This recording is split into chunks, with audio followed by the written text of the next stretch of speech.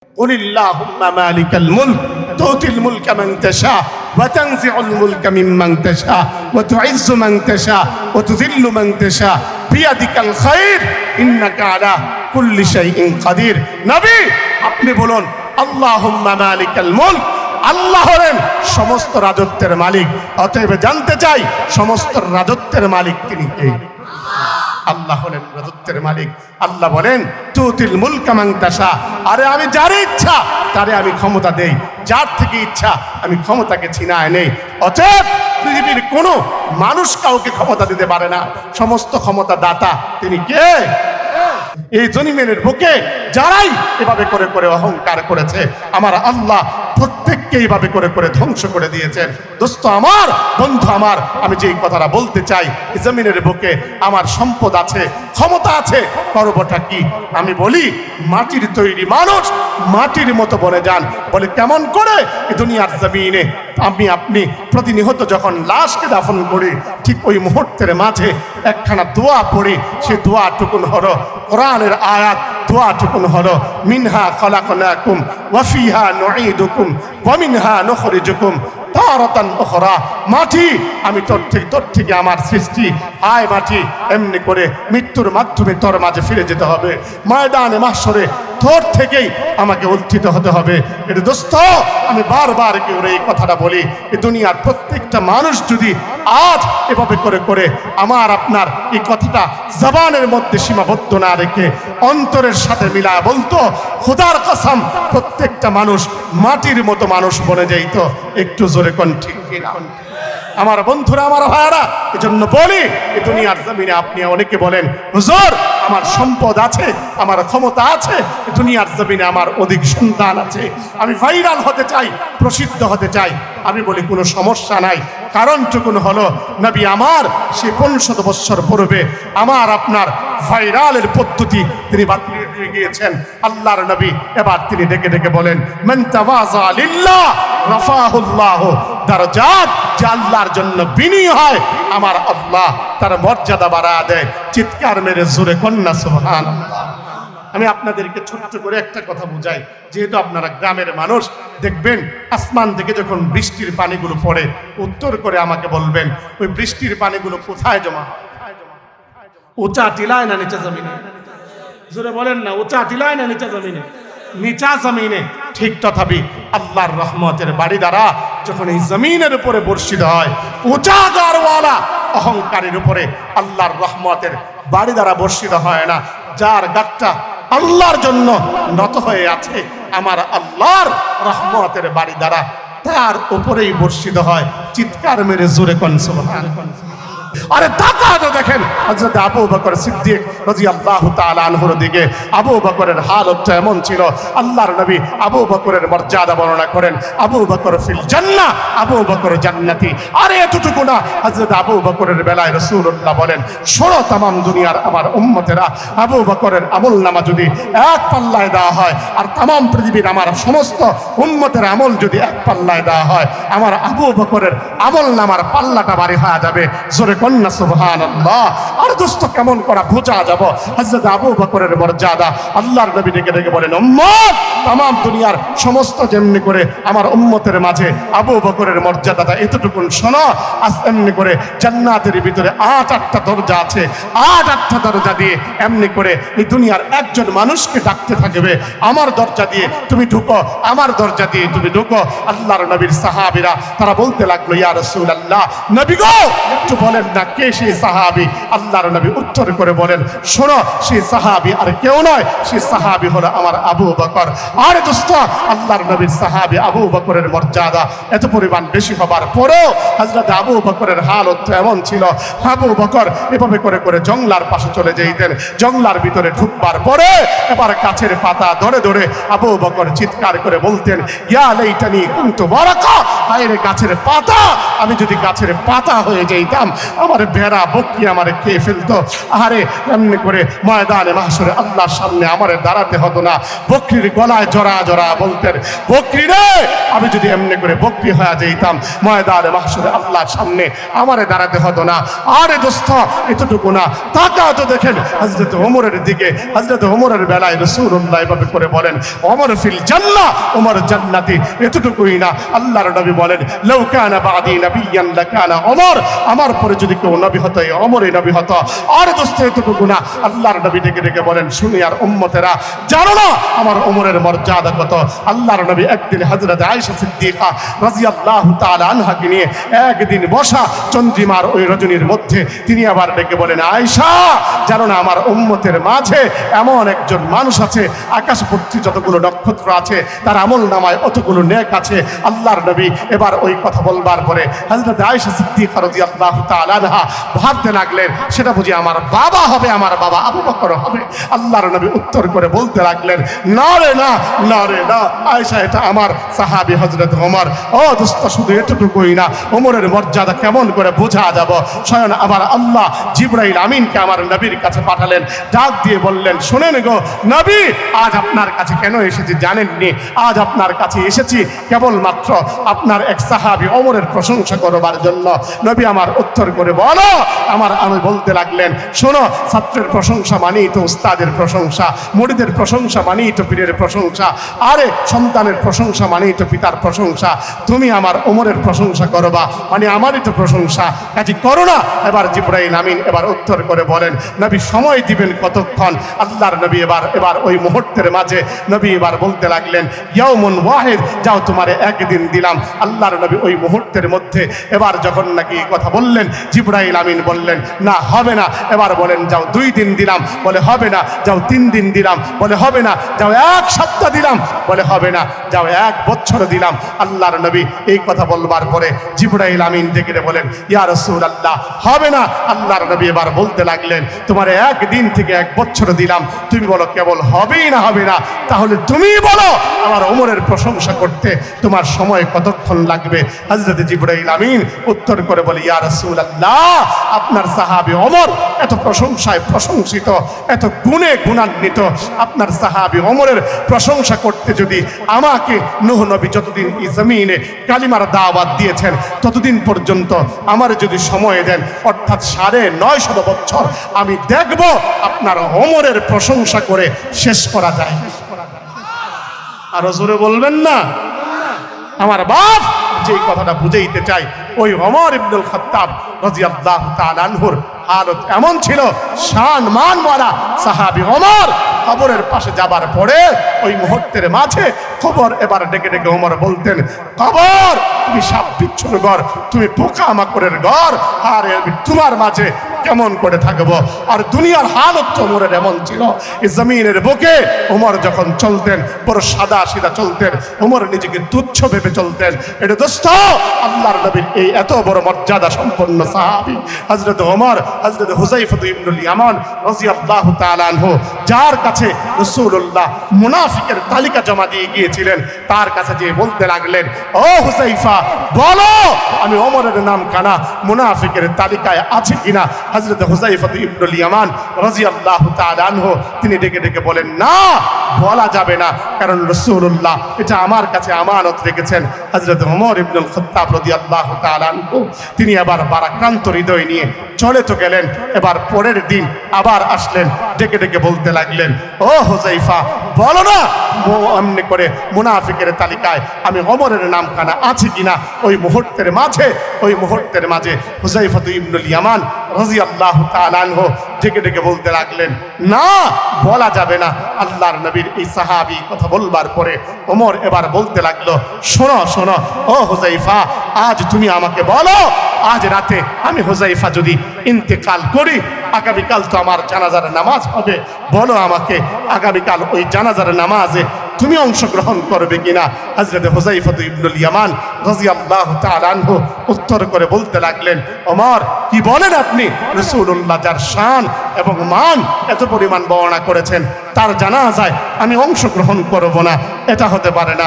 হযরত ওমর এবার হেসে বলতে লাগলেন, বুঝেছি হুযায়ফা, তুমি তো কোনো মুনাফিকের জানাজায় অংশগ্রহণ করো না। তুমি যখন বলেছ আমার জানাজায় অংশগ্রহণ করবে, বুঝে গেলাম মুনাফিকের তালিকায় আমি ওমরের নামখানা নাই। চিৎকার মেরে জোরে কন্যা সুবহানাল্লাহ।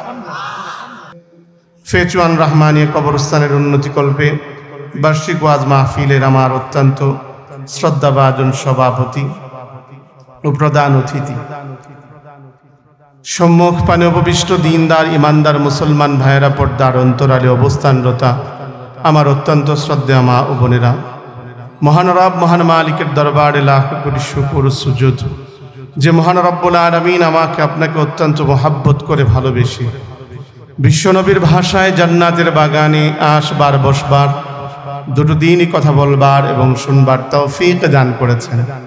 আসুন সেই মহান রব মহান মালিকের দরবারে অন্তরের অন্তঃস্থল থেকে কালিমাতুশ শুকর আদায় করি। সকলে জবান খুলে এক বাক্যে বলি আলহামদুলিল্লাহ। শুকরিয়ার আওয়াজ আপনাদের মনে হচ্ছে আপনারা মাহফিল হওয়াতে বেশি খুশি না, কারণ যতগুলো মানুষ এখানে আছেন অতগুলো মানুষ যদি একসাথে আল্লাহর নামের শুকরিয়া আদায় করতেন, অন্তত পক্ষে এই এলাকার মাঝে একটা বিকট শব্দ হতো, প্রচুর পরিমাণ আওয়াজ হতো, এই জায়গাটা কেঁপে উঠত। যদি প্রকৃতপক্ষে খুশি হয়ে থাকেন যে খুশি হয়েছি মাহফিল হওয়াতে, তাহলে আসুন আবারও আকাশ বাতাসকে প্রকম্পিত করে সিংহের মতো গর্জন করে জবান টুকুন খুলে হৃদয়ের গহীন থেকে আবার শুকরিয়া আদায় করি। সকলে বলি আলহামদুলিল্লাহ। আমার ভাইয়েরা, আমার বন্ধুরা, শবে বরাত চলে গিয়েছে, সামনে আসন্ন মাহে রমজান। এই মাহে রমজান আমাদের সকলকে একটা বিষয়ের শিক্ষা দিবে, সেটা হলো তাকওয়ার। আমাকে আপনাকে এই জমিনের বুকে আল্লাহর পেয়ারা বান্দা বানাবার মাহে রমজানের উদ্দেশ্য এটাই। আল্লাহ বলেন লাআল্লাকুম তাত্তাকুন, ইমানদার রোজা দিলাম কেন? যাতে করে আমি আল্লাহ তোমাকে মুত্তাকি বান্দা হিসাবে পাই। আমার বন্ধু, আমার ভাই, আমি আপনাদের কাছে আল্লাহর পেয়ারা হওয়ার কিছু পদ্ধতি বা পন্থা এই বিষয় নিয়ে আলোচনা করতে চাই। সেই লক্ষ্যে মহাগ্রন্থ আল কোরআনের সূরা ফুরকান থেকে 62, 63, 64 নম্বর আয়াতে কারিমা আপনাদের সামনে তেলাওয়াত করেছে। আয়াতগুলোকে সামনে রেখে কিছু কথা আপনাদের সামনে বলে যাব। মহান রব মহান মালিক যেন আমাকে প্রত্যেকটা কথা কোরআন সুন্নাহর আলোকে বলবার এবং আপনাদের সকলকেই যেন আমলের নিয়তে শুনবার তৌফিক দান করেন। সকলে চিৎকার মেরে জবান খুলে বলেন আমিন। আমার বন্ধুরা, আমার ভাইয়েরা, আল্লাহ পাক আমার তেলাওয়াতকৃত আয়াতে বলছেন ওয়া ইবাদুর রহমান, রহমান এর গোলাম। রহমান কাকে বলা হয়? আমার আল্লাহর যত গুণবাচক নাম আছে, সমস্ত গুণবাচক নাম সমূহের মাঝে আমার আল্লাহর সবচাইতে পছন্দনীয় যেই নাম সেটা হলো রহমান। সুবহানাল্লাহ কোন? আরো জোরে কোন? কেমনে বুঝলাম?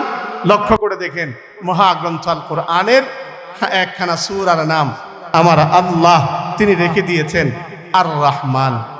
কেন গোলাম বনবো আমার আল্লাহ? কি জন্য বনবো?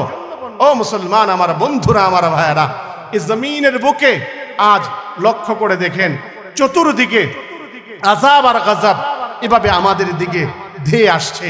কখনো বা জলভাগে, কখনো বা স্থলভাগে, এমনি করে আযাব আর গজব আসছে।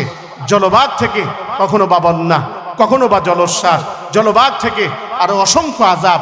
আহারে শুধু এতটুকু নয়, স্থলভাগে কখনো বা ভূমিকম্প, কখনো বা এই জমিনে আগুন, কখনো বা এই জমিন এমনি করে বিভিন্ন ধরনের জমিন থেকে গর্ভ থেকে বিভিন্ন কিছু তার থেকে বহির্প্রকাশ করছে। আমার বন্ধুরা, আমার ভাইয়ারা, আমার আল্লাহ বলেন বান্দা এগুলো কেন দেই জানো? এর মূল কারণটুকুন হলো তুমি গুনাহ করো, আমি আল্লাহ নারাজ হই, তুমি গুনাহ করো, আমি আল্লাহ গুসা হই, যার কারণে আমি তোমাদেরকে আযাব দেই। আল্লাহর ঘোষণা, যাহারাল ফাসাদু ফিল বাররি ওয়াল বাহরি বিমা কাসাবাত আইদিন নাস। জল এবং স্থলে যত দুর্যোগ ঘটে বান্দা, এগুলো তোমাদের হাতের কামাই। আমার আপনার মুসলমান, আমার বন্ধু, আমার ভাই, আমি যে কথাটা আপনাদের কাছে সর্বপ্রথম বলতে চাই, সে কথাটুকুন হলো, আজ আমার আপনার গুনাহে জমিন বাড়ি হয়ে গিয়েছে। আজ আমার আপনার বিয়ে হয় না কোনো গায়ে হলুদ ছাড়া, আর গায়ে হলুদ হয় না কোনো নাচ গান মদের আড্ডা ছাড়া। এটা মনে হয় পাবনায় নাই, তো থাকলে জোরে বলেন ঠিক কিনা। আজ আমার আপনার সন্তানের খাতনা হয় বেহায়াপনা আর অশ্লীলতা ছাড়া হয় না। আজ আমার আপনার সন্তানের এমনি করে জন্মদিন পালন হয় বেহায়াপনা অশ্লীলতা ছাড়া হয় না। আজ সমাজের প্রত্যেকটা রন্ধ্রে রন্ধ্রে এভাবে অপরাধ ঢুকে গিয়েছে। আজ জাতীয় দিবসগুলো আমার দেশের ভিতরে পালিত হয়, বিদেশ থেকে ভাড়া করে রাষ্ট্রীয় টাকার খরচ করে নতুরকিতে দিয়ে স্টেডিয়ামের মধ্যে এনে উম্মাদ নাচের মাধ্যমে এভাবে করে করে বিভিন্ন আয়োজন করা হয়। আমার আল্লাহ বলেন, বান্দা আমি সব পছন্দ করি, মাগার বেহায়াপনা আর অশ্লীলতা পছন্দ করি না। আমার আল্লাহর ঘোষণা, ইন্নাল্লাযীনা ইউহিব্বুনা আন তাশিআল ফাহিশাতু ফিল্লাযীনা আমানু লাহুম আযাবুন আলীম ফিদ দুনিয়া ওয়াল আখিরাহ। নিশ্চয়ই যারা এই জমিনের বুকে বেহায়াপনা অশ্লীলতাকে প্রমোট করবে, বিস্তার করবে, আমি আল্লাহর তরফ থেকে ঘোষণা হলো তাদের জন্য আযাব হলো কঠিন আযাব, যন্ত্রণাদায়ক আযাব আমি আল্লাহ রেখে দিয়েছি দুনিয়াতেও পরকালেও। আমার আল্লাহ আযাব রেখেছেন পরকালে। আমার আল্লাহ বুঝান, বান্দা এই আযাব শুধু আমি পরকালই দিব না, যারা বেহায়াপনা অশ্লীলতা করে আমি আল্লাহ তাদের জন্য দুনিয়াতে আযাব রেখে দিয়েছি। ও মুসলমান, এজন্য আপনাদের কাছে সর্বপ্রথম অনুরোধ জানাতে চাই, অনুরোধ একটাই, আসুন গুনাহ থেকে ফিরি, আসুন আল্লাহর কাছে নমনীয় হই, আসুন আল্লাহর কাছে তওবা করি। রাজি কারা? হাতটা উঠায় আমার আল্লাহকে দেখা। নারা দেই, লিল্লাহি তাকবীর, নারায়ে তাকবীর। আল্লাহ কবুল করে, জোরে বলেন আমিন। আমার বন্ধুরা, আমার ভাইয়েরা, আসুন আমার মালিকের গোলাম বনি। যদি গোলাম বনতে পারি হবেটা কি? অন্তত পক্ষে জমিনের বুকে আমার আল্লাহ পাক আমাকে আপনাকে আযাব গজবময় পৃথিবীর বুক থেকে বাঁচাবেন। আর অন্তত পক্ষে আমাকে যে জিনিসটা দান করবেন, আমার মালিক বোঝান, বান্দা যে জিনিসটা আমি তোরে দান করব, সেই জিনিসটা হলো আমি আল্লাহ আমার আদনা গোলামকে যে জান্নাতটা দিব, ওই জান্নাতটা হবে এই দুনিয়ার 10 দুনিয়ার সমান। খুশি মনে হয় হতে পারেন নাই? আরো জোরে বলেন। আপনাদের সাদা টাদা যা লাগে পরে দেবেন না, ওয়াজ চালান, ওয়াজ করি।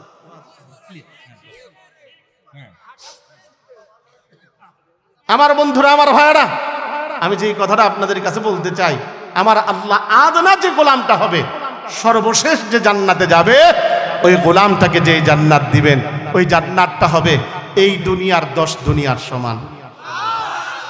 আরো জোরে না সুবহানাল্লাহ বলতে আপনাদের খুব কষ্ট হচ্ছে? তো সুবহানাল্লাহ বলতে কোনো সমস্যা হচ্ছে? ও মুসলমান, জানতে চাই সুবহানাল্লাহর অর্থ কি? সুবহানাল্লাহ, পাবনার মানুষ দিয়ে একটাও জানে না সুবহানাল্লাহর অর্থ কি। হ্যাঁ, শুকরিয়া আদায় না। সুবহানাল্লাহ মানে আল্লাহ তুমি পবিত্র। আচ্ছা, আমার আল্লাহ পবিত্র, এ কথা কোনো সন্দেহ আছে? আমার আল্লাহ পবিত্র, এ কথা বলতে কোনো ভয় আছে? আমার আল্লাহ পবিত্র, এ কথা বলতে কোনো ডর আছে? ও মুসলমান, জানতে চাই এই জমিনের মালিক তিনি কে? আর হাতটা উঠায় চিৎকার মাইরা জবানটা খুইলা বলেন, আমার আপনার মালিক কে? এই জবানের মালিক কে?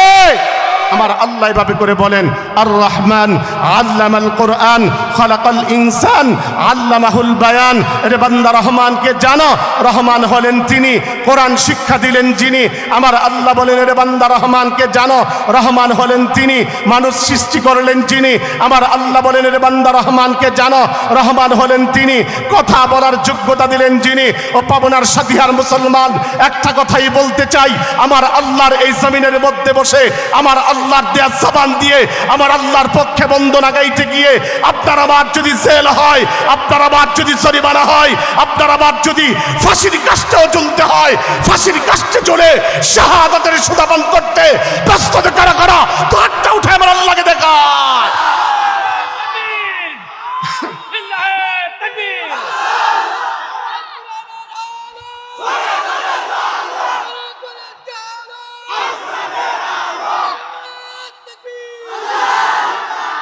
মাশাআল্লাহ মাশাআল্লাহ, আমার ভাইরা আল্লাহ হযরত ওমরের মতো কবুল করেন।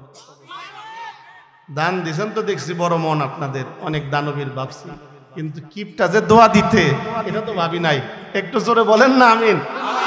হ্যাঁ, হাতটা উঠান, বুঝছি আপনাদের একটু প্রশিক্ষণ দেওয়ানো লাগবে। হ্যাঁ, একটা জাকি দেন, গলাটার একটা কাশি দেন, হ্যাঁ আবার একটা কাশি দেন। এবার বলেন নারে তাকবীর, আল কোরআনের আলো, দুনিয়ার মুসলিম, নারে তাকবীর। মাশাআল্লাহ মাশাআল্লাহ। এভাবে ধ্বনি দিতে পারবেন তো আল্লাহর নামে? মুসলমান দিতে পারবেন তো আল্লাহর নামে? আল্লাহ কবুল করুন, জোরে বলেন আমিন। আর চিৎকার মেরে বলে আমিন। মুসলমান আমার বন্ধুরা, আমার ভাইয়েরা, আল্লাহ পাক রব্বুল আলামিন তিনি ডেকে বলেন রহমানের গোলামের গুণগুলো আমার আল্লাহ এভাবে বলেন, ওয়া ইবাদুর রহমানিল্লাযীনা ইয়ামশুনা আলাল আরদি হাওনা। রহমানের গোলামের প্রথম নাম্বার গুণ হলো রহমানের গোলাম দুনিয়ার জমিনে চলবে অত্যন্ত নম্রতা এবং ভদ্রতার সাথে। আমার বন্ধুরা, আমার ভাইয়েরা, এই দুনিয়ার জমিনে আমার আপনার সৃষ্টিকর্তা তিনি হলেন আমার আপনার আল্লাহ। আল্লাহ পাক রব্বুল আলামিন তিনি ভালো করেই জানেন বান্দাকে যখন দুনিয়ার জমিনে পাঠাবো, বান্দাকে যখন আমি সম্পদ দিব, বান্দার ভিতরে অহংকার আসবে। বান্দাকে যখন ক্ষমতা দিব, বান্দার ভিতরে অহংকার আসবে। বান্দাকে যখন আমি অধিক সন্তান দান করব, বান্দার ভিতরে অহংকার আসবে। বান্দাকে যখন আমি এমনি করে সৌন্দর্যতা দান করব, বান্দার ভিতরে অহংকার আসবে। যার কারণে আমার আল্লাহ দুনিয়ার জমিনে পাঠাবার পরে আমার আপনার চলার নীতিমালা নির্ধারণ করে দিলেন। আমার আল্লাহ জানান দেন, ওয়ালা তামশি ফিল আরদি মারহা। রে বান্দা, দুনিয়ার জমিনে চলার ক্ষেত্রে এমনি করে অহংকার করে চলাফেরা করো না, কারণ আমি আল্লাহ দুনিয়ার জমিনে যাকেই যা কিছু দান করি না কেন রে বান্দা, আমি আল্লাহ কাউকে পরিপূর্ণ করে দান করি নাই। আমি আল্লাহ কেবলমাত্র পরিপূর্ণ। ও আমার বন্ধুরা, আমার ভাইরা, আমার আল্লাহ পাক রব্বুল আলামিন এজন্য ডেকে ডেকে বলেন, বান্দা অহংকার পৃথিবীর কাউকে মানায় না, অহংকার কেবল আমাকে মানায়। যার কারণে আমার আল্লাহ ডেকে ডেকে বলেন হাদিসে কুদসির মাধ্যমে, আল কিবরিয়া উরিদাই, বান্দা অহংকার এটা আমার চাদর, আমার চাদর নিয়ে কেউ টানা হেস্টা করো না। যেই নাকি দুনিয়ার জমিনে আমার চাদর নিয়ে টানা হেস্টা করবে, আমি আল্লাহ তাকে ধ্বংস করে দিব। আমার বন্ধুরা, আমার ভাইরা, লক্ষ্য করে দেখুন, এই দুনিয়ার জমিনে সর্বপ্রথম অহংকার করেছিল, নাম তার মিস্টার ইবলিস। আমার আল্লাহ পাক রব্বুল আলামিন বাবা আদম আলাইহিস সালামকে বানাবার পরে এবার তিনি ডেকে ডেকে বললেন, উসজুদু লি আদম, ফেরেশতারা আমার আদমকে সিজদা করো। ওই মুহূর্তের মধ্যে সমস্ত ফেরেশতারা সিজদা করলো। একজন যুক্তি দাঁড় করিয়ে দিল, নাম তার মিস্টার ইবলিস। সে আবার বলতে লাগলো, খালাকতানি ফিন্নার ওয়া খালাকতাহু ফিদ্দিন। আল্লাহ সিজদা আমি করতে পারবো না, কারণ আমাকে বানালে তুমি আগুন দ্বারা, আদম বানালে তুমি মাটি দ্বারা। আগুনের তৈরি হয়ে মাটির তৈরি আদমকে আমি সিজদা করতে পারবো না। আমার আল্লাহ পাক রব্বুল আলামিন সঙ্গে সঙ্গে জানান দিলেন, আবা ওয়াস্তাকবার ওয়া কানা মিনাল কাফিরিন। যেহেতু তুই অহংকার করলি, আমি আল্লাহর তরফ থেকে ঘোষণা হলো তুই কাফিরদের অন্তর্ভুক্ত হয়ে যা। চিৎকার মেরে জোরে বলেন নাউযুবিল্লাহ। ও মুসলমান, আমার আল্লাহ পাক রব্বুল আলামিন তার এই অহংকারের কারণে তার জীবনের সমস্ত ইবাদত আমার আল্লাহ মুহূর্তের মধ্যে ধ্বংস করে দিলেন। ও মুসলমান, কত পরিমাণ আবেদ ছিল, এক বিঘা যার জমিন বাকি ছিল না, তার সেজদা জুটে নাই। এত বড় আবেদকেও আমার আল্লাহ সামান্য অহংকার করার কারণে জমিন থেকে আমার আল্লাহ তার চিরতরে সমস্ত ইবাদত ধ্বংস করে দিলেন। আমার বন্ধুরা, আমার ভাইয়েরা, এই জমিনের বুকে তার যারা চেলা চামুন্ডা নাতি নাতকর, তার যারা দোসর এই জমিনের বুকে এসেছিল, জমিনে আসবার ফলে যারাই অহংকার করেছে আমার আল্লাহ তাদেরকে তুচ্ছ তুচ্ছ জিনিস দিয়ে দুনিয়ার জমিন থেকে বিদায় করে আমার আল্লাহ একটাই মেসেজ দিলেন, দুনিয়া ওয়ালারা ক্ষমতা পাবার পরে অহংকার করো না, ক্ষমতা পাবার পরে অন্ধ হয়ে যেও না, সম্পদ পাবার পরে অহংকার করো না, সম্পদ পাবার পরে এভাবে অন্ধ হয়ে যেও না। জেনে রেখো আমি আল্লাহ অহংকারকারী জালেমকে পছন্দ করি না। একটু জোরে কোন ঠিক কিনা? অপারেটর ভাই আইছে নি রে? খাই আইছে? ও তো আমার গলা টেনে লয়ে গেছে না, খাইতে গেছে তো শুনলাম। কি আসছে তাইলে কি আবার ওক্কা টান দিতে গেছে নাকি? কারণ হলো জাগো এটা টানার অভ্যাস। আমার একটা সাবেক ড্রাইভার আছিল, ও মনে করেন আপনার আমার গাড়িতে বহাই রেখা হুজুর একটু আইতেছি বাথরুমের থেকে। এখন বাথরুমে যাওয়া বের হয় না। আমি কিরে গড়ো নাকি? বাথরুমের সামনে গেলাম, দেখি বাথরুমের তো গন্ধ, পরে বের হয়ে আইছে। কিরে কি হয়েছে? হুজুর একটু একটু তোমার গলা টানে প্রচুর, কি করা যায় একটু করো, প্রচুর টানে গলা। আমি এমনি অসুস্থ, এক সপ্তাহ পরে বেড রেস্ট থেকে উঠে আসা, কারণ আসছে ওই মাসুদ ভাইয়ের মহাব্বতে। আর মাসুদ ভাইয়ের মহাব্বতের থেকে আরেকজন মহাব্বতের মানুষ আছে, ওনারই মহাব্বতের মানুষ ইঞ্জিনিয়ার জালাল ভাই। এই জালাল ভাই পাবনার ভাইদের বড় ভাই এবং বন্ধু, ওই লোক তো বিশাল। আর আমি আমার মূলত পাবনায় আসার স্টোরি হলো, বিগত বছর 30 নভেম্বর একটা ডেট দিয়েছিলাম পাবনায়। তো ওই মুহূর্তের মধ্যে ডেটটা মূলত চেয়েছিল সুলতানুল ওয়াইজিন আল্লামা খালেদ সৈফুল্লাহ আইয়ুবী তিনাকে, তিনার মসজিদের সহকারী সেক্রেটারি। ওই মুহূর্তের মধ্যে সে হুজুর বললেন যে আমারে তো পাবেন না, তবে আমি বক্তা দিচ্ছি, ওনার ওয়াজ শোনার পরে আপনি ওনার বক্তা হবেন, আমারে আর নেবেন না। গত বছর গেছি, এই বছর ওনার বাড়িতে কিছুদিন আগে বায়ানে গিয়ে এসেছিলাম। তো যার কারণে ওই ভাইয়ের অনুরোধে আমি আমার আসলে শারীরিকভাবে তত একটা সুস্থ না, তারপরেও এখানে আপনাদের এখানে আসা। দেখতেছেন মনে হয় তো আমি চাদর পরে আসছি, কথা বলার পরে অনবরত ঘাম বের হচ্ছে, কারণ আমার শরীর এখনো পর্যন্ত দুর্বল, অনেক হায়ার অ্যান্টিবায়োটিক ওষুধ খাওয়ার কারণে। এজন্য অন্তত পক্ষে সাউন্ড যদি ক্লিয়ার না হয় কথা বলা বড় কষ্ট হবে। আমি কথা বলতে পারি লম্বা সময়, অসুবিধা হয় না। লম্বা সময় বলতে আলহামদুলিল্লাহ 4 থেকে 5 ঘন্টা কথা বলেও লাগাতার আমার অভ্যাস আছে। কারণ গত বছরের আগের বছর আপনার নামাগেন্ডা মাদ্রাসায়, সাভারে এখনো পর্যন্ত মাদ্রাসা আছে, ওই মাদ্রাসায় সুলতানুল ওয়াইজিন আল্লামা খালেদ সৈফুল্লাহ আইয়ুবী হাফিজাহুল্লাহ আমার মাশাআল্লাহ, এবার ঠিক আছে ভাইয়া, ঠিক আছে মাশাআল্লাহ, আমার 8টা বাজে বসাইছে, 8টা বাজে বসায় দিয়ে উনি চলে গেছে। উনি মনে করেন আপনার 8টা বাজে বসায় আমার বয়ান শুরু করতে বলছে, 9টা বাজে আসে না, 10টা বাজে আসে না, 11টা বাজে আসে না, 12টা বাজে মাশাআল্লাহ উনি আসে না, 12:15 বাজে আইসা আসসালামু আলাইকুম। তারপরও আলহামদুলিল্লাহ শ্রোতাও ভাঙ্গে নাই, কেউ চলে যায় নাই, সকলেই বসা ছিল এবং হুজুর আমারে অনেক দোয়া করছেন। শুধু এতটুকু না, আলহামদুলিল্লাহ সে ভোলার মাটিতে বাঙ্গা মাইক দিয়ে সুস্থ থাকা অবস্থায় লম্বা সময় বয়ান করছি। সূরা ইউসুফের তাফসীরের জন্য নিছিল, প্রথম দিন বয়ান করছি 3 ঘন্টা, পরের দিন বয়ান করছি। ভোলায় তো সিস্টেম ভালো, ইশারার পরেই এক বক্তা, আর কোনো বক্তা নাই। তারা লাগাতার এতটুকু বয়ান শুনে যে মোটামুটি চাহিদা থাকতেই ছেড়ে দেয়। দ্বিতীয় দিন 3.5 ঘন্টা, চতুর্থ দিন 4 ঘন্টা বয়ান করার পরে সভাপতি কানে কানে আইসা কো হুজুর, হ্যাঁ সব হুজুররাই ইউসুফ নবীরে জেলখানায় রেখে চলে যায়, আপনারে কিন্তু যাইতে দেব না। আমি দেখছি ভোলা সে মনপুরা দ্বীপের ভিতরে, যদি আমি এই জায়গার মধ্যে আমার যদি যাইতে না দেয়, যাওয়ার কোনো কায়দা নাই, কারণ চলাচল হলো ট্রলারে। ওই মুহূর্তে 5 ঘন্টা ওয়াজ করে ইউসুফ নবীরে জেলখানা থেকে বের করে জুলাইখার সাথে বিয়ে দিয়ে তারপরে আসছিলাম। মনে আছে তো সেই ইতিহাস।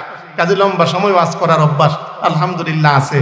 ভাইয়েরা বলতেছিলেন লম্বা সময় করেন, আমি বলবো সমস্যা নাই ইনশাআল্লাহ, তবে দোয়া করেন আল্লাহ যেন শরীরটাকে ভালো রাখে। আমার ভাইয়েরা, আমার বন্ধুরা, আপনাদের দোয়াই আমার চলার পথেও, আপনারা দোয়া করেন বিদায় আমি চলতে পারি। আর সবচেয়ে বড় কথা হলো এই সাথিয়া ভেড়া, এই অঞ্চলের মানুষগুলো আমার বড় আপন। কেন জানেন?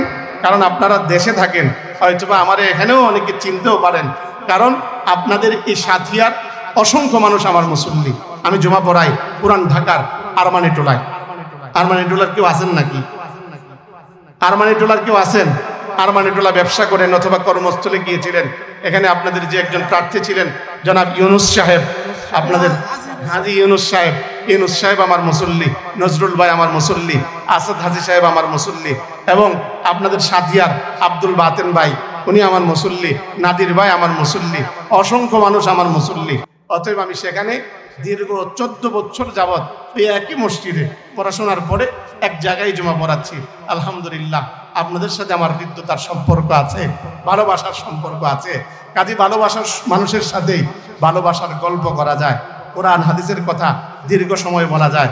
জোরে কোন ঠিক কিনা? আরো জোরে বলেন ঠিক কিনা আমার ভাইয়েরা, আমার বন্ধুরা। অতএব কথা চলবে তো ইনশাআল্লাহ, চলবে তো ইনশাআল্লাহ আমার বন্ধুরা, আমার ভাইয়েরা। আমি আপনাদের কাছে যে কথাটা বলতে চাই, এই জমিনের বুকে সেই ইবলিসের চালা চামুন্ডা নাতিনাত করে দোসররা এসেছিল, যারা এই জমিনের বুকে অহংকার করবার ফলে আমার আল্লাহ তাদেরকে তুচ্ছ তুচ্ছ জিনিস দিয়ে দুনিয়ার জমিন থেকে বিদায় করেছেন। ও মুসলমান, এই জমিনে এসেছিল মিস্টার ফিরাউন, ক্ষমতা দিলেন তিনি কে? আরো জোরে হাতটা উঠায় বলেন, আরো চিৎকার মেরে বলেন কে? আর এই জমিনে সমস্ত মানুষের ক্ষমতা দেন তিনি কে? আল্লাহ বলেন, কুলিল্লাহুম্মা মালিকাল মুলক তুতিল মুলকা মান তাশা ওয়া তানজিউল মুলকা মিম্মান তাশা ওয়া তুইজ্জু মান তাশা ওয়া তুযিল্লু মান তাশা বিয়াদিকাল খায়র ইন্নাকা আলা কুল্লি শাইইন কাদির। নবী আপনি বলুন, আল্লাহুম্মা মালিকাল মুলক, আল্লাহ হলেন সমস্ত রাজত্বের মালিক। অতএব জানতে চাই সমস্ত রাজত্বের মালিক তিনি কে? আল্লাহ হলেন রাজত্বের মালিক। আল্লাহ বলেন, তুতিল মুলকা মান তাশা, আরে আমি যার ইচ্ছা তারে আমি ক্ষমতা দেই, যার থেকে ইচ্ছা আমি ক্ষমতাকে ছিনায় নেই। অতএব পৃথিবীর কোনো মানুষ কাউকে ক্ষমতা দিতে পারে না। সমস্ত ক্ষমতা দাতা তিনি কে? ফিরাউনকেও ক্ষমতা দিয়েছিলেন আমার আল্লাহ। সে বলেছিল, আনা রব্বুকুমুল আলা, আমার আল্লাহ কয় তুই বড় রব। আমার আল্লাহ তাকে দুনিয়ার জমিন থেকে হটাবার লক্ষ্যে আমার আল্লাহর বড় কোনো বাহিনীর প্রয়োজন হয় নাই। আমার আল্লাহর সামান্য পানি যথেষ্ট ছিল। ও মুসলমান, আমার আল্লাহ তার পানির মধ্যে চুবায়া চুবায়া মেরে আমার আল্লাহ পারতেন তার পানির মধ্যে ভাসা দিতে, কিন্তু আমার আল্লাহ তাকে পানি থেকে উঠা আইনা আমার আল্লাহ এখনো পর্যন্ত মিশরের মিউজিয়ামে তার কাঠের মতো সোজা করে রেখে দিয়ে তামাম পৃথিবীর সমস্ত ক্ষমতাধরদেরকে একটাই মেসেজ দিলেন, দুনিয়া ওয়ালারা, ক্ষমতা পাবার পরে অহংকার করো না, ক্ষমতা পাবার পরে অন্ধ হয়ে যেও না, ক্ষমতা পাবার পরে জালেম হয়েও না। জেনে রেখো আমি আল্লাহ অহংকারকারী জালেমকে পছন্দ করি না। একটু চিৎকার মেরে জোরে কোন ঠিক কিনা? আমার বন্ধুরা, আমার ভাইয়ারা, এই জমিনে এসেছিল মিস্টার নমরুদ, তারেও ক্ষমতা দিলেন আমার আল্লাহ। সেও বলেছিল, আনা রব্বুকুমুল আলা, আমার আল্লাহ কয় তুই রব। আমার আল্লাহ তাকে দুনিয়ার জমিন থেকে বিদায় করতে বড় কিছুর প্রয়োজন হয় নাই। আমার আল্লাহর আবাবিলের জাকের প্রয়োজন হয় নাই, ঘোড়ার বাহিনীর প্রয়োজন হয় নাই, হস্তি বাহিনীর প্রয়োজন হয় নাই। আমার আল্লাহর সামান্য মশাই যথেষ্ট ছিল। ও মুসলমান, পয়গম্বর মুসা আলাইহিস সালাম তিনি এবার যখন নাকি পয়গম্বর ইব্রাহিম আলাইহিস সালামের সাথে এবার যখন তার বাকবিতণ্ড, এক পর্যায়ে ডাক দিয়ে বলে, ইব্রাহিম তোমার সাথে লড়তে চাই না, আমি তোমার আল্লাহর সাথে লড়তে চাই। জোরে কন না নাউজুবিল্লাহ, আরো জোরে কন। ওই মুহূর্তের মধ্যে ইব্রাহিম নবী কয়, ঠিক আছে। কয় কোথায়? কয় আগামীকাল আপনাদের ধরে নিয়ে মাঠটার নাম কি আপনাদের? হ্যাঁ, ফেচুয়ান এই মাঠে। কয় কয়টায়? কয় সকাল 10টায়। কয় ঠিক আছে। কয় কখন? কয় 10টায়। এবার 10টা বাজে। নমরুদ মাঠের মধ্যে বুঝানোর জন্য বলতেছি, সকালে আবার চেক করতে আসেন না আবার কেউ। মাঠের ভিতরে 10টা বাজে এসে উপস্থিত। এবার বলতেছে হযরত ইব্রাহিম নবীকে, ও ইব্রাহিম তোমার আল্লাহর বাহিনী কই? ইব্রাহিম নবী বলে, অপেক্ষা করো, আসতেছে। ওই মুহূর্তের মধ্যে যখন নাকি এবার তাকা দেখে আকাশ ভর্তি মেঘাচ্ছন্ন হয়ে মশার জাত, ওই মুহূর্তের মধ্যে জিজ্ঞাসা করে, এগুলো কি? বলে আল্লাহর বাহিনী। এবার সে উত্তর করে বলে, উড়িয়ে দিব। আরে বোকা কত বড়, সে আল্লাহর বাহিনী নাকি উড়িয়ে দিবে। এক একটা মশা যখন নাকি তার বাহিনীর উপরে কামড় দেয়, ধরাশয়ী হয়ে তার বাহিনী জমিনে পড়ে যায়। একটা কয়, আল্লাহ আমার কামটা কি? আমার আল্লাহ কয়, দেখোস না ওই বড়টারে? সুবহানাল্লাহ বলবেন না? আরো জোরে বলবেন না? ও মুসলমান, যখন নাকি ল্যাংড়া মশা এবার ওই এমনি করে নমরুদের নাক দিয়ে ঢুকে মাথার ভিতরে ঢুকে কিটকিট করে কামড়ে দেয়, বড় অসহ্য লাগে। আপনাদেরকে এক্সাম্পল দিলে বলবেন, ও মুসলমান, এই ফার্নিচারের ভিতরে যখন কাঠ পোকা ঢুকে ওই মুহূর্তের মধ্যে কাঠ পোকা রাত্রিবেলা কিটকিট করে কামড়ে দেয়, বড় বিরক্ত লাগে। থাপ্পড় দিলে থামে, আবার কামড়ে দেয়, থাপ্পড় দিলে থামে। ওর মাথাও কাঠের মতো। ও মুসলমান, এবার থাপ্পড় দেয়, একটু করে সাময়িক সময়ের জন্য কামড় দেয়া থামে, কিন্তু আবার পরে কামড় দেয়, আবার থাপ্পড় দেয়, আবার থামে। আমার বন্ধুরা, আমার ভাইয়ারা, পরিশেষে নিজের থাপ্পড় নিজে আর দিতে ভালো লাগে না, ডাক দিয়ে বলে, শোন না, এবার আমারে লোক দে। লোকে এবার থাপড়ায়। তাকা দেখেন আল্লাহর কি খেলা, বান্দায় থাপড়ায় খোদারে। মনে হয় বোঝেন নাই? বান্দায় থাপড়ায় খোদারে। পরিশেষে এবার যখন বলতে লাগলো, না রে ভালো তো লাগে না, এবার একটা কাজ কর, জুতা দি। কি কি? আরো জোরে, আরো জোরে। ও মুসলমান, জুতা, আমাদের এই জুতা সাধারণ জুতা না, অর্থাৎ পঞ্চের মতো নরম জুতা না, ওটা খরমের জুতা। আমার আল্লাহ সেই শক্ত খরমের জুতা দিয়ে বাইরে দুনিয়ার জমিন থেকে বিদায় করে আমার আল্লাহ একটাই মেসেজ দিলেন, দুনিয়া ওয়ালারা, ক্ষমতা পাবার পরে অন্ধ হয়ে যেও না, ক্ষমতা পাবার পরে ফেসিস্ট হয়েও না, ক্ষমতা পাবার পরে জালেম হয়েও না। জেনে রেখো, আমি আল্লাহ অহংকারকারী জালেমকে পছন্দ করি না। একটু জোরে কোন ঠিক কিনা? আরো জোরে বলেন ঠিক কিনা? মুসলমান, আমার বন্ধুরা, আমার ভাইয়েরা, এই জমিনের বুকে এসেছিল অসংখ্য সম্পদশালী অহংকারী, তন্মধ্যে নাম তার কারণ। বলে কত পরিমাণ সম্পদ আমার আল্লাহ তাকে দান করেছিল। আমার আল্লাহ পাক রব্বুল আলামিন এই জমিনের বুকে তার যে সম্পদ দান করেছিলেন, সে সম্পদের পরিমাণ হলো যে এই তার সম্পদ নয়, বরঞ্চ সম্পদের গোডাউনের চাবিগুলোকে বহন করার জন্য একটা ওট না, 100 অধিকতর ওট প্রয়োজন হতো, যখন নাকি তার সম্পদগুলোকে বহন করে নিতে হতো। আমার বন্ধুরা, আমার ভাইয়ারা, ওটগুলো তার চাবিগুলোকে বহন করত। তারই ভাই, চাচাতো ভাই হযরত মূসা আলাইহিস সালাম ডেকে ডেকে বলে, ভাই, আল্লাহ তোমার সম্পদ দিয়েছে, কাজে আল্লাহর পথে খরচ করো। বলে, না, তোমার আল্লাহ আমারে কোনো সম্পদ দেয় নাই, আমি আমার নিজ যোগ্যতার বলে, নিজ বুদ্ধির বলে আমি তা এমনি করে অর্জন করেছি। নাউযুবিল্লাহি মিন যালিক। ওই মুহূর্তের মধ্যে পয়গম্বর মূসা আলাইহিস সালাম বলতে লাগলো, ভাই, আল্লাহ তোমারে দিয়েছে, কাজে আল্লাহর পথে খরচ করো। যখনই এই কথা বলতে লাগলো, ঠিক ওই মুহূর্তের মধ্যে কারণ এবার উত্তর করে বলল, শোনো মূসা, পিড়াপিড়ি করো না, যদি পিড়াপিড়ি করো তাহলে ভালো হবে না। ও মুসলমান, আজ সমাজের মাঝে এমন অসংখ্য মানুষ আছে যারা মসজিদের মিম্বার থেকে আইম্মায়ে মাসাজিদ যখন হকের কথাগুলো বলে, যখন সুদের বিরুদ্ধে বলে, ঘুষের বিরুদ্ধে বলে, জেনার বিরুদ্ধে বলে, মদের বিরুদ্ধে বলে, সমাজের ভিতরে হকের আওয়াজ যখন তোলে, তখন ইমামকে হুমকি দেয় আর দামকি দেয়। ইমামকে বলে, ইমাম সাহেব, চাকরি কিন্তু থাকবে না। এমন সমাজে লোক আছে না নাই? জোরে বলেন, আছে না নাই?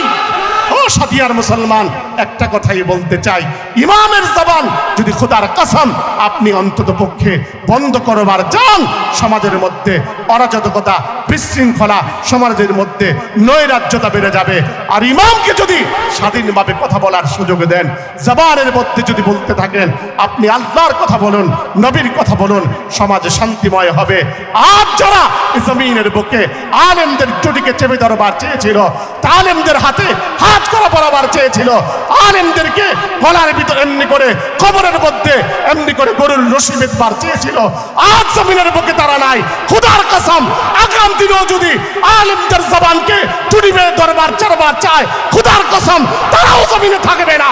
ঠিক কিনা জোরে বলা মুসলমান? আমার বন্ধুরা, আমার ভাইয়েরা, আমি আপনাদের কাছে যেই কথাটা বলতে চাই, সেই কথাটুকুন হলো, আজ এই জমিনের বুকে আলেমদেরকে কথা বলার স্বাধীনতা দিবেন। আলেমরা হকের কথাগুলো বলবে, কোরআনের কথাগুলো বলবে, আলেমদেরকে কখনো বাধা দিবেন না। পারবেন তো ইনশাআল্লাহ? অসংখ্য মাহফিলের ভিতরে এই কথা দেখা যায়, যখন আলেমরা হকের কথাগুলো বলে, অনেক মাহফিলের মাঝে বাধা প্রদান করে।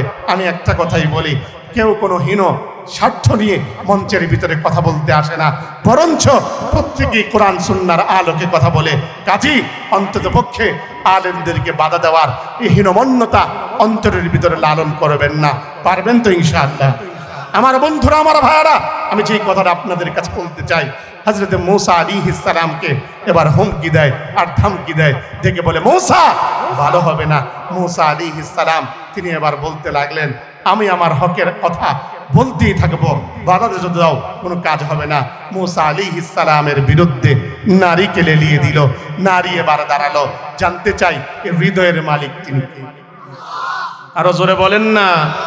হৃদয়ের মালিক আমার আল্লাহ, আমার আল্লাহ পাক রব্বুল আলামিন তার হৃদয়কে ঘুরা দিলেন। নারী এবার ডেকে ডেকে বলতে লাগলো, এলাকার জনগণ, পয়গম্বর মূসার বিরুদ্ধে আনিত অভিযোগ তা সম্পূর্ণ মিথ্যে এবং ভিত্তিহীন। পয়গম্বর মূসা সে নির্দোষ, নিষ্কলুষ, সে একজন সাচ্চা পয়গম্বর। চিৎকার মেরে জোরে কোন সুবহানাল্লাহ। মূসা আলাইহিস সালাম যখন দেখলেন সে আমার বিরুদ্ধে ষড়যন্ত্র করেছে, ওই মুহূর্তের মধ্যে মূসা আলাইহিস সালাম এবার ডেকে ডেকে বলতে লাগলো, আল্লাহ আমি চাই ওর মঙ্গল, ও চাই আমার অমঙ্গল। আমি চাই ওর কল্যাণ, ও চাই আমার অকল্যাণ। আল্লাহ তুমি তারে ধরো, তুমি তার বিচার করো। আমার আল্লাহ বলেন, মূসা আজ আমি বিচার করব না, জমিনকে তোমার অধীনস্থ বানা দিলাম। জমিনকে তুমি যা বলবে জমিন তাই করবে।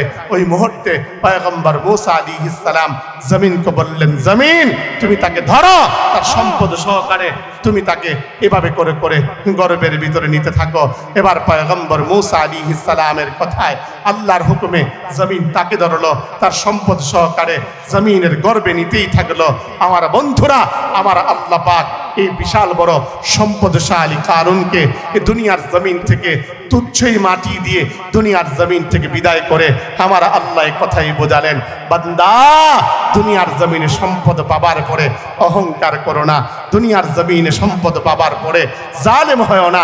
জেনে রেখো বান্দা, আমি আল্লাহ অহংকারকারী জালেমকে পছন্দ করি না। একটু জোরে বলেন ঠিক কিনা? মুসলমান আমার বন্ধুরা, আমার ভাইয়ারা, এই দুনিয়ার জমিনে এসেছিল সাদ্দাত। এই দুনিয়ার জমিনে আল্লাহর জান্নাতের বর্ণনা শুনবার পরে এই দুনিয়ার জমিনে সে জান্নাত বানিয়েছিল।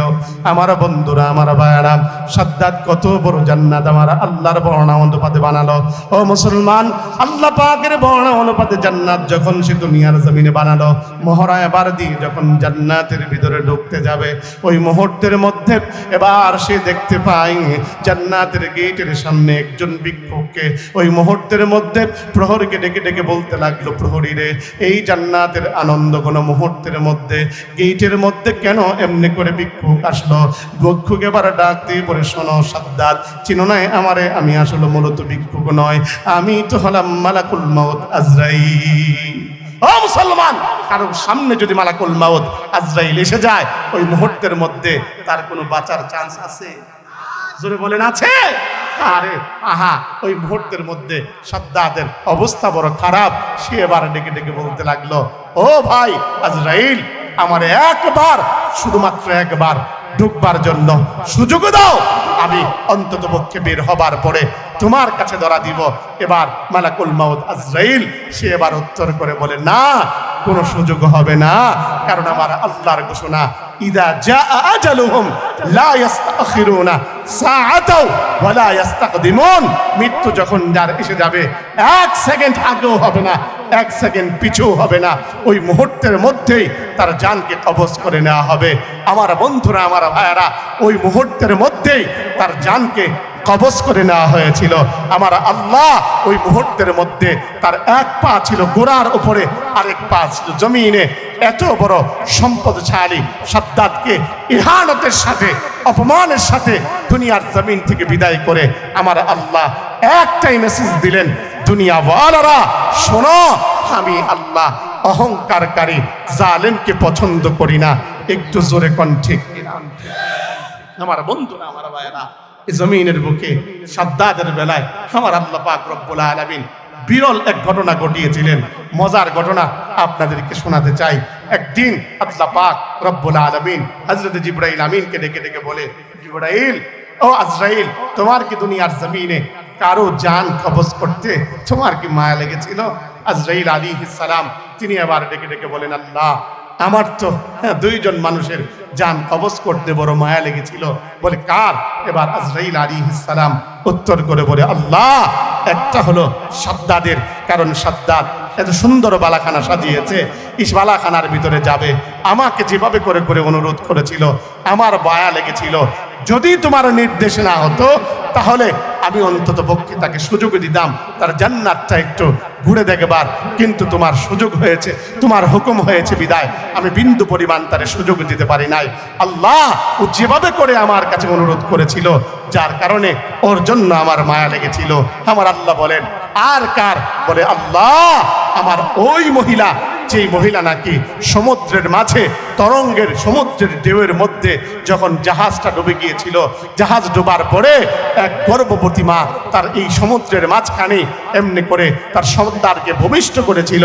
যখন ভূমিষ্ঠ করলো ওই মুহূর্তের মধ্যে তার ওই সন্তানটাকে কাঠের টুকরার উপরে রেখেছিল, আর ওই কাঠের টুকরাটাকে মা ধরে রেখেছিল।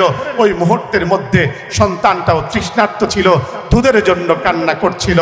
তুমি ওই মুহূর্তে আমাকে নির্দেশ করলে, ও সাদ্দাদ এই মহিলার জানটাকে কবজা করো। আমার দুধের বাচ্চার দিকে তাকাই আর মায়ের দিকে তাকাই, তাকাবার পরে আমার ওই মুহূর্তের মধ্যে আমি আজরাইলেরও বড় মায়া লেগেছিল। আমার আল্লাহ ডেকে বলেন, সাদ্দাদ ও আজরাইল শোনো, তোমার একই ব্যক্তির জন্য দুইবার মায়া লেগেছে। চিৎকার মেরে জোরে কোন সুবহানাল্লাহ। বলে কেমনে আল্লাহ? বলে শোনো, ওই যে ছোট্ট শিশু সমুদ্রের মাঝে যে মা ভূমিষ্ঠ করেছিল নবজাতক, সেই শিশুটাই আজকের দিনের সাদ্দাত। শোনো, এই সাদ্দাতকে আমি ছোট্টকালে সেই সমুদ্রের মাঝে কাঠের উপরে তার মা রেখে যখন নাকি তার মা দুনিয়ার জমিন থেকে বিদায় নিল, আমি আল্লাহর দয়ায়, আমি আল্লাহর মায়ায় তাকে এভাবে করে করে সমুদ্রের ঢেউয়ে ঢেউয়ে আমি আল্লাহ তাকে সমুদ্রের মাঝখান থেকে সমুদ্রের কিনারায় আনলাম। কিনারায় আনবার পরে আমি আল্লাহ রব্বুল আলামিন ওই মুহূর্তের মধ্যে সে খিদার তাড়নায় যখন ছটফট করছিল, আমি জংলার কিনারার মধ্যে এনে জঙ্গলি ওই বাঘকে, এই যেই বাঘ নাকি মানুষের এমনি করে রক্ত চুষে খায়, ওই বাঘের বাঘিনীর এমনি করে বাচ্চাকে মেরে দিয়ে উলানের মধ্যে তার দুধকে এনে এমনি করে যন্ত্রণা দিয়ে দিলাম। ওই মুহূর্তের মধ্যে যখন নাকি বাঘ এমনি করে ছোট্ট এই সাদ্দাতকে দেখলো, দেখবার পরে আহারে ওই মুহূর্তের মধ্যে এসে তার উলানটাকে, যেই জায়গায় বাচ্চাটাকে সে খাবার কথা, কিন্তু সেই জায়গায় উলানের এমনি করে ব্যথার যন্ত্রণায় বাচ্চার মুখের ভিতরে যখন নাকি তার বাঘিনীর দুধটাকে ঢুকিয়ে দিল, সে বাঘিনীর দুধ খাইয়ে খাইয়ে আমি আল্লাহ সেই সাদ্দাতকে আস্তে আস্তে বড় করলাম। সেখান থেকে এক কাঠুরিয়ার নজরের মধ্যে ফেলালাম, কাঠুরিয়া বাড়ির মধ্যে নিয়ে আসলো, আস্তে আস্তে সে বড় করতে লাগলো। আমি আল্লাহ তাকে আস্তে আস্তে করে বড় বানাতে লাগলাম, বড় বাণিজ্যিক এমনি করে শহরের মধ্যে বড় করলাম। আমি আল্লাহ তারে বড় ব্যবসা দিয়ে দিলাম, আস্তে আস্তে করে বড় হলো। ও আজরাইল বড় হবার পরে এই নাফরমান সে এমনি করে আমি আল্লাহর সাথে টক্কর দিয়ে সে দুনিয়ার জমিনে জান্নাত বানালো। জান্নাত বানাবার পরে এখন সে এই মুহূর্তের মধ্যে আমি আল্লাহর সাথে নাফরমানি করা শুরু করে দিল। শোনো আজরাইল, ওই দিন এই জান্নাতের সামনে তোমার কাছে সে যদি অনুরোধ না জানায়া আমি আল্লাহর কাছে কেবলমাত্র হাতটা বাড়ায়া জীবনের গুনাহের জন্য মাফ চাইতো, আহারে আমিও ওদিন শতভাগ রহমতের মায়া নিয়ে তার দিকে তাকাছিলাম। আমি ওই মুহূর্তেও আমি অপ্রস্তুত ছিলাম। সে যদি আমি আল্লাহর কাছে মাফ চাইতো, আমি আল্লাহ ওই মুহূর্তেও তার জিন্দিগির গুনাহগুলোরে মাফ করে দিতাম। আমার বন্ধুরা, আমার ভাইয়েরা, ওই মুহূর্তেও আমার আল্লাহ তাকে মাফ করার জন্য প্রস্তুত ছিলেন। ও আমার বন্ধুরা, আমার ভাইয়েরা, সাদ্দাতকে আমার আল্লাহ এভাবে করে করে ধ্বংস করলেন। এই জমিনের বুকে যারাই এভাবে করে করে অহংকার করেছে, আমার আল্লাহ প্রত্যেককে এইভাবে করে করে ধ্বংস করে দিয়েছেন। দোস্ত আমার, বন্ধু আমার, আমি যেই কথাটা বলতে চাই, এই জমিনের বুকে আমার সম্পদ আছে, ক্ষমতা আছে, করবটা কি? আমি বলি মাটির তৈরি মানুষ মাটির মতো বলে যান। বলে কেমন করে? এই দুনিয়ার জমিনে আমি আপনি প্রতিনিয়ত যখন লাশকে দাফন করি, ঠিক ওই মুহূর্তের মাঝে একখানা দোয়া পড়ি। সে দোয়া টুকুন হলো কোরআনের আয়াত, দোয়াটুকুন হলো মিনহা খলাকনাকুম ওয়া ফিহা নুঈদুকুম ওয়া মিনহা নুখরিজুকুম তারাতান উখরা। মাটি, আমি তোর থেকে আমার সৃষ্টি, আয় মাটি, এমনি করে মৃত্যুর মাধ্যমে তোর মাঝে ফিরে যেতে হবে। ময়দানে মাহশরে তোর থেকেই আমাকে উত্থিত হতে হবে। এটা দোস্ত, আমি বারবার করে এই কথাটা বলি, এই দুনিয়ার প্রত্যেকটা মানুষ যদি আজ এভাবে করে করে আমার আপনার এই কথাটা জবানের মধ্যে সীমাবদ্ধ না রেখে অন্তরের সাথে মিলায় বলতো, খোদার কসম প্রত্যেকটা মানুষ মাটির মতো মানুষ বনে যাইতো। একটু জোরে কোন ঠিক কিনা? আমার বন্ধুরা, আমার ভাইয়ারা, এজন্য বলি, এই দুনিয়ার জমিনে আপনি অনেকে বলেন, হুজুর আমার সম্পদ আছে, আমার ক্ষমতা আছে, এই দুনিয়ার জমিনে আমার অধিক সন্তান আছে, আমি ভাইরাল হতে চাই, প্রসিদ্ধ হতে চাই। আমি বলি কোনো সমস্যা নাই। কারণটুকুন হলো নবী আমার সে ৫০ বৎসর পূর্বে আমার আপনার ভাইরালের পদ্ধতি তিনি বাতিল দিয়ে গিয়েছেন। আল্লাহর নবী এবার তিনি ডেকে ডেকে বলেন, মান তাওয়াযা লিল্লাহ রাফাহুল্লাহ দারাজাত। যে আল্লাহর জন্য বিনয়ী হয়, আমার আল্লাহ তার মর্যাদা বাড়ায় দেয়। চিৎকার মেরে জোরে কন্যা সুবহানাল্লাহ। আমি আপনাদেরকে ছোট্ট করে একটা কথা বুঝাই, যেহেতু আপনারা গ্রামের মানুষ, দেখবেন আসমান থেকে যখন বৃষ্টির পানিগুলো পড়ে, উত্তর করে আমাকে বলবেন ওই বৃষ্টির পানিগুলো কোথায় জমা? উঁচা টিলায় না নিচা জমিনে? জোরে বলেন না, উঁচা টিলায় না নিচা জমিনে? নিচা জমিনে। ঠিক তথাপি আল্লাহর রহমতের বাড়ি দ্বারা যখন এই জমিনের উপরে বর্ষিত হয়, উঁচা গারওয়ালা অহংকারের উপরে আল্লাহর রহমতের বাড়ি দ্বারা বর্ষিত হয় না। যার গাছটা আল্লাহর জন্য নত হয়ে আছে, আমার আল্লাহর রহমতের বাড়ি দ্বারা তার উপরেই বর্ষিত হয়। চিৎকার মেরে জোরে কোন সুবহানাল্লাহ। আমার বন্ধুরা, আমার ভাইয়েরা, ছোট্ট একটা ঘটনা বললে আপনারা চমৎকার করে কথাটা বুঝবেন। ও মুসলমান, আল্লাহর নবী বসা, পাশেই জিবরাইল আমিন। ওই মুহূর্তে নবী আমার তিনাকে ডেকে ডেকে বলেন, ওগো নবীজি, ওই যে চাদর মোড়া দিয়ে যে লোকটা যায়, কে গো? ওটা কি আপনার সাহাবী আবু যর না? আল্লাহর নবী উত্তর করে বলেন, জিবরাইল আমার সাহাবী আবু যর চাদর মোড়া দিয়ে মুখটুকুন ডেকে যায়, কেমন করে তুমি তারা চিনলে? আল্লাহর নবীকে উত্তর করে বলে, ইয়া রাসূলুল্লাহ, নবী আপনার সাহাবী আবু যরকে শুধুমাত্র কেবলমাত্র আমি চিনি না। ওগো নবীজি, আসমানের যত ফেরেশতা আছে সমস্ত ফেরেশতারা আপনার সাহাবী আবু যরকে চিনে। আর জোরে কন্যা সুবহানাল্লাহ। আমার বন্ধুরা, আমার ভাইয়ারা, নবী আমার প্রশ্ন করেন, বলো জিবরাইল, আমার সাহাবী আবু যরকে আসমানের ফেরেশতারা চিনে? আমার সাহাবী আবু যরের মধ্যে এমন কি গুণ আছে যার কারণে আসমানের ফেরেশতারা আমার সাহাবী আবু যরকে চিনে? আল্লাহর নবীকে এবার বলতে লাগলেন, নবী গো, আপনার সাহাবী আবু যরের মধ্যে বিশেষ দুইখানা গুণ আছে। প্রথম নম্বর গুণ হলো লিকাসরাতি তিলাওয়াতি সূরাতুল ইখলাস। আপনার সাহাবী আবু যর অধিক পরিমাণ সূরা ইখলাস তেলাওয়াত করে। চিৎকার মেরে জোরে কন্যা সুবহানাল্লাহ। আল্লাহর নবী ডেকে ডেকে বলেন, উম্মত, কেউ যদি একবার সূরা ইখলাস মানে কুল হুয়াল্লাহ এই সূরাখানা পাঠ করে, আমার আল্লাহ তার আমল নামায় 10 পারা কোরআন পড়ার সমপরিমাণ সওয়াব দান। কেউ যদি 2 বার পাঠ করে, আমার আল্লাহ তার আমল নামায় 20 পারা কোরআন পড়ার সমপরিমাণ সওয়াব দান করেন। কেউ 3 বার পাঠ করলে, আমার আল্লাহ তার আমল নামায় 30 পারা মানে 1 খতম কোরআন পড়ার সমপরিমাণ সওয়াব দান করেন। আমার বাপ, আমি আপনাদের কাছে অনুরোধ করি, নওজওয়ান আমার কলিজার টুকরা বন্ধু, আমি তোমাদের কাছে অনুরোধ করি, আমার পর্দানিশীন মা, আমার বোন, অনুরোধ করে যাই, জীবনের অন্তত পক্ষে কত সময় আমার আপনার চলে যায় অবহেলায়। জীবনে প্রত্যেকটা দিন আমরা চেষ্টা করি 1 মিনিট সময় খরচ করে 3 বার কুল হুয়াল্লাহ পড়ে আমল নামায় 1 খতম কোরআনের সওয়াব ঢুকাবো, রাজি ইনশাআল্লাহ। নাড়া দেই, নাড়া দেই, আল্লাহ কবুল করো। জোরে বলি না আমিন? আর জোরে বলি আমিন। আমার বন্ধুরা, আমার ভাইয়েরা, হযরত আবু যর গিফারীর দ্বিতীয় নাম্বার গুণ হলো লিসিগারিহি আলা নাফসিহি, আবু যর সে নিজেকে বড় ছোট মনে করে। আরে দোস্ত, হযরত আবু যর গিফারি নিজেকে কতটুকু ছোট মনে করে। আমার বন্ধুরা, আমার ভাইয়েরা, হযরত আবু যর গিফারি নিজেকে এতটাই ছোট মনে করে যে আবু যর ভাবে আমার আল্লাহ যদি নিকৃষ্ট করে কাউকে বানায় থাকেন, আরে সেই বুঝি আমি আবু যর। আমার আল্লাহ যদি কাউকে জমিনের বুকে জাহান্নামী করে বানায় থাকেন, আরে সেই বুঝি আমি আবু যর। এটা দোস্ত কেমন করে বোঝা যাব? হযরত এমনি করে এই দুনিয়ার জমিনে যে যাকে যত ছোট বানাবে, আবার আল্লাহ তার তত বড় করবে। আরে তাকাতে দেখেন হযরত আবু বকর সিদ্দিক রাদিয়াল্লাহু তাআলা আনহুর দিকে। আবু বকরের হালতটা এমন ছিল, আল্লাহর নবী আবু বকরের মর্যাদা বর্ণনা করেন, আবু বকর ফিল জান্নাহ, আবু বকর জান্নাতি। আরে এতটুকু না, হযরত আবু বকরের বেলায় রাসূলুল্লাহ বলেন, শোনো তামাম দুনিয়ার আমার উম্মতেরা, আবু বকরের আমলনামা যদি এক পাল্লায় দেওয়া হয়, আর তামাম পৃথিবীর আমার সমস্ত উম্মতের আমল যদি এক পাল্লায় দেওয়া হয়, আমার আবু বকরের আমলনামার পাল্লাটা ভারী হয়ে যাবে। জোরে কন্যা সুবহানাল্লাহ। আর দোস্ত কেমন করা বোঝা যাব হযরত আবু বকরের মর্যাদা? আল্লাহর নবী ডেকে ডেকে বলেন, উম্মত তামাম দুনিয়ার সমস্ত যেমনি করে আমার উম্মতের মাঝে আবু বকরের মর্যাদাটা এতটুকুন শোনো। আজ এমনি করে জান্নাতের ভিতরে 8-8টা দরজা আছে, 8-8টা দরজা দিয়ে এমনি করে এই দুনিয়ার একজন মানুষকে ডাকতে থাকবে, আমার দরজা দিয়ে তুমি ঢুকো, আমার দরজা দিয়ে তুমি ঢুকো।